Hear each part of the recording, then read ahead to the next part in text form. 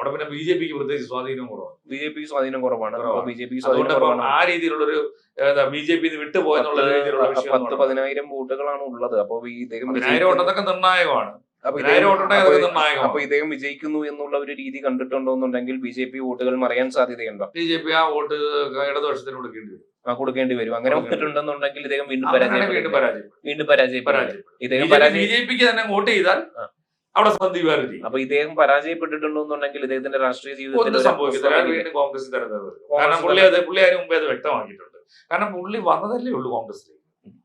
BJP ഇപ്പോൾ ഒരുപാട് കാലം പ്രവർത്തിച്ചു. നേരെ മറിച്ച് സി പി എം അങ്ങനെ സരൻ 2 ആഴ്ച മുമ്പ് വരെ മുഖ്യമന്ത്രിയെ കുത്തിയിരുന്ന് തെറി പറഞ്ഞ് ഇട്ട് നേരെ കൊണ്ടുവന്ന് രാഹുൽ മാങ്കൂട്ടത്തിനെതിരെ മത്സരിക്കാൻ നിർത്തിയതാണ് സി പി എം. ആ പണിയൊന്നും കോൺഗ്രസ്സുകാർ ചെയ്തില്ലല്ലോ. ഏകദേശം 2 വർഷമായിട്ട് കോൺഗ്രസിൽ എത്തിയിട്ട്.